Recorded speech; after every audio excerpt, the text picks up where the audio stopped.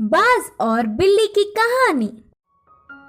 एक जंगल में एक बड़ा सा बरगद का पेड़ था।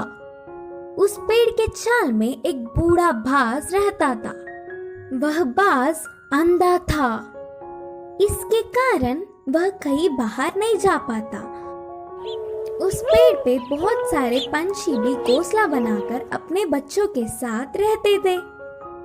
वह पंछियां पूरा दिन भोजन ढूंढने में लग जाते। यह बूढ़ा बाज पंछियों के बाहर जाने पर उनकी बच्चों को अच्छी अच्छी कहानियां बोलते हुए ध्यान रखता। शाम को घर लौटने वाले पंछी उनके लाए हुए भोजन में थोड़ा सा बाज को भी देते। ऐसे समय बीतता गया। एक दिन वहाँ से गुजरता हुआ एक बिल्ली पेड़ पे खेल रहे पंछियों के बच्चों को देखा। आहा, बच्चे बहुत नरम हैं। इनका मांस तो बहुत ही अच्छा होगा। इतने स्वादिष्ट खाने को मैं अपने सामने रखकर पूरा जंगल घूमता रहा। सोचकर उन्हें खाने उस पेड़ पर चढ़ गया। उस बिल्ली को देख सारे पंछियों के बच्चे डर के चिल्लाने लगे। वह आवाजें सुनकर बाज शाल से बाहर आकर कौन है वो करके गुस्से में चिल्लाया। उस चिल्लाहट सुनते ही बिल्ली के ऊपर के प्राण ऊपर ही गए। उधर उन बच्चों के अलावा कोई नहीं सोचकर पेड़ चढ़ गया था। पर अब बाज को देख कांपने लगी। बचने के लिए उसे कोई रास्ता नहीं दिखा। जो होगा सो होगा सोचकर साहस करके कहा, हाँ, मैं एक बिल्ली हूँ। आपके आज्ञा के बिना इस पेड़ पर चढ़ के आने के लिए माफी चाहता हूँ। तब तुरंत बाज, क्या तुम बिल्ली हो? पहले इस पेड़ से उतरकर चले जाओ, नहीं तो तुम्हारे प्राण ले लूंगा, बोलकर चेतावनी दी। हाँ, पर अब गुस्सा ना हो।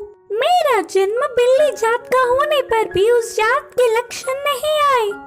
मैं मांस नहीं खाता, ऊपर से ब्राह्मण हूँ। इस जंगल के पंछी जानवर तुम सब बहुत ही अच्छे हैं करके तुम्हारे लिए अच्छा ही सुनकर तुमसे दोस्ती करने के लिए आया हूँ। बिल्ली ने बहुत ही होशियारी से कहा। बिल्ली के बातें सुनकर बाज बहुत खुश हुआ। इससे बिल्ली बाज की और तारीफ करने लगी। उस दिन से दोनों अच्छे दोस्त भी बन गए। तब से हर दिन वह बिल्ली पंछियों के ना होने के समय पर बाज के पास आकर 1 घंटा बातें करके चली जाती। बिल्ली के मीठे मीठे बातों से पंछियों के बच्चे उससे अच्छे से मिल गए। ऐसे कुछ दिन बीत गए। फिर मौका देख हाथ आए हुए हर एक बच्चे को खाना शुरू कर दिया।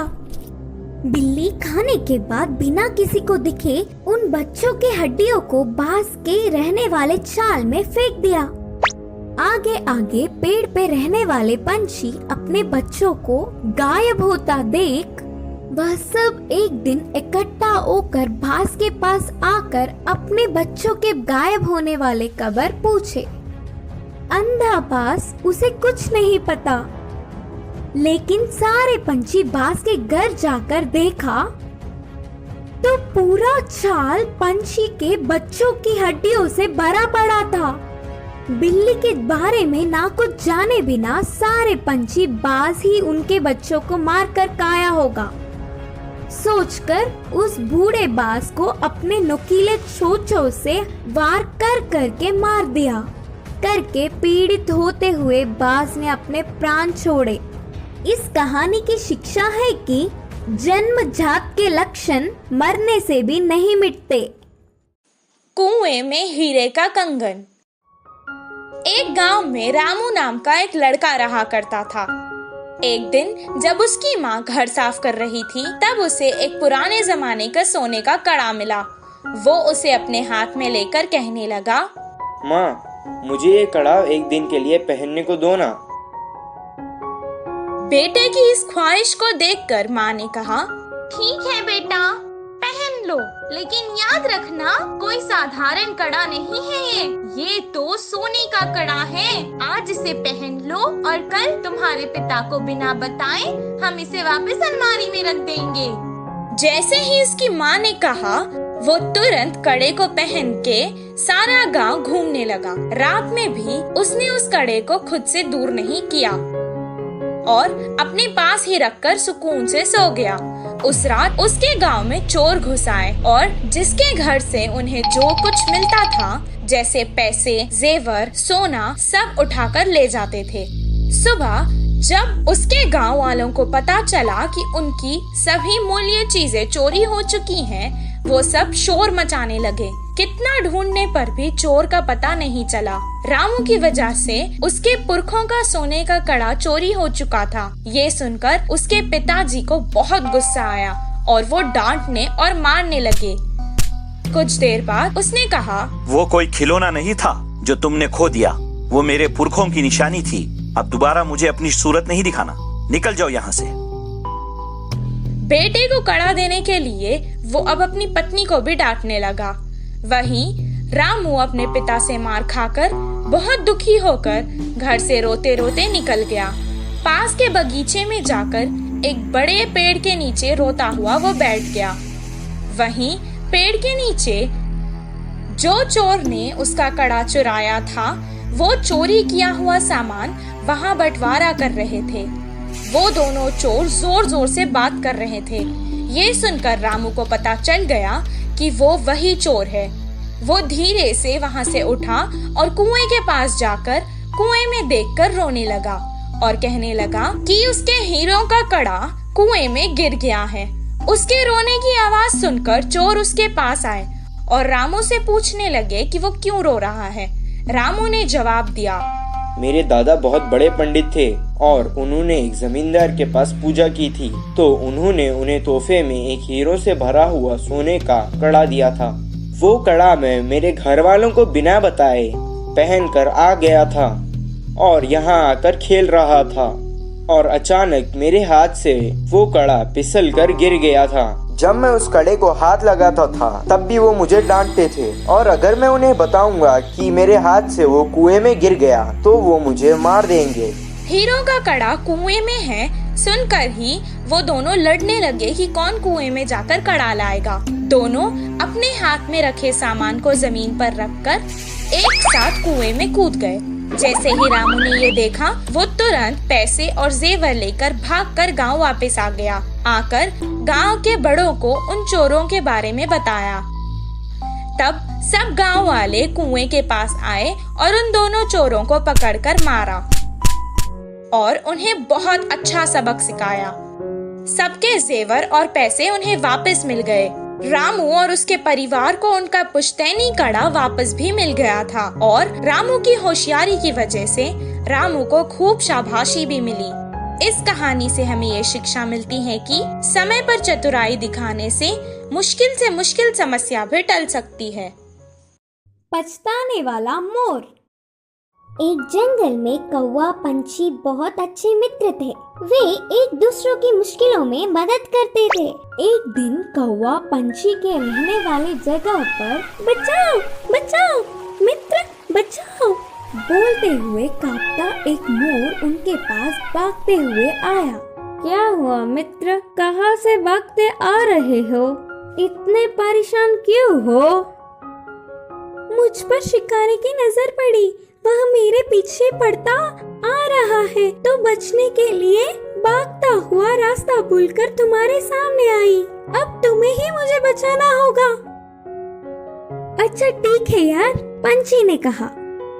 कौवा पंछी ने उस मोर का साथ दिया। फिर से वापस जाने के लिए रास्ता भूलने के कारण कौवा पंछी के साथ वहीं रहते हुए मोर अच्छी मित्र बन गई। उनकी मित्रता कुछ दिन अच्छा था। कौवा पंछी के बीच के मित्रता ना सह पाते हुए मोर जलने लगी। किसी भी तरह कौवा पंछी को अलग करना चाहती थी। एक दिन कौवा भोजन के लिए बाहर जाने के समय पर मोर ने पंछी से कहा, मित्र तुम कौवे से इतना ज्यादा मित्रता बढ़ाकर बहुत ही नजदीक रह रहे हो। क्या तुमने उसकी बदसूरती कभी नहीं देखी? उसे देख सब चिढ़ जाते हैं। तुम्हारा उससे दूर रहने में ही भलाई है। मैं जो कहनी चाहती थी वो कह चुकी, बाकी तुम्हारी मर्जी। वह सुनकर अचानक चौंकने वाला पंछी मोर से कहा, हाँ सच्ची, मैंने इतने दिनों से कौवे के बारे में सोचने की कोशिश भी नहीं की। हट, उससे क्या दोस्ती, उससे क्या मित्रता। तुम्हारे जैसे सुंदर वालों से मित्रता करने से मेरा मूल्य और होदा बढ़ेंगे। उसकी चाल सफल हुई करके मोर खुश हुई। आगे आगे मोर पंछी के व्यवहार में परिवर्तन देख कौवा उन्हें उसे दूर करने की बुरी सोच को समझी। एक दिन, मित्रों, मेरी वजह से तुम्हें तकलीफ हो रहा होगा, इसीलिए इधर के पास में ही एक घोंसला बनाया। मैं वहाँ जाकर रहूंगा। चलता हूँ, करके कौवा उदास होकर कहा। वह अपने आप जा रहा है करके बोलने पर मन ही मन बहुत खुश होकर, अच्छा, अब तुम्हारी मर्जी मित्र, मोर और पंछी ने कहा। मोर और पंछी कौवे का भला टली करके खुशी मनाने लगे। ऐसे समय बीतता गया। पुराने मित्रों को छोड़ के आए हुए बहुत दिन होने से कौवे को उन्हें देखने की इच्छा जागी। पुरानी जगह पर उड़ता हुआ आया। उसी क्षण अपने पंख खोलकर नाचने वाले मोर पर एक शिकारी ने निशाना लगाया। कौवा देखा और परेशान हुआ।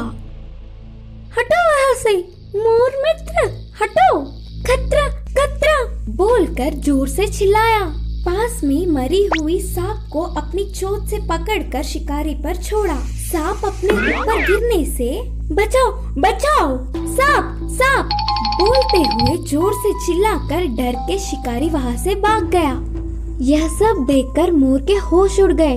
भागते हुए आकर कौवे की चरणों पर गिरी और रोते हुए कहा, माफ कर दो मित्र, सुंदरता के घमंड में मैं मेरे मुश्किल समय में मदद करने वाले तुम्हें धोखा दिया, लेकिन तुमने मेरे प्राण बचाए। तुम्हारा कर्ज कैसे भुगतान करूं? तब कौवे ने कहा, पछतावे से बड़ी कोई सजा नहीं, मैंने तुम्हें पूरे दिल से माफ किया। तभी आई हुई पंछी पूरी बात जानकर दुखी होकर अपनी की हुई गलती पर शर्मिंदा होकर सिर झुकाया। फिर तब से कौवा, पंछी, मोर हमेशा की तरह अच्छे मित्र जैसे रहने लगे। इस कहानी की शिक्षा है कि अपने भूलों को भी भुलाने वाला ही सच्चा मित्र होता है।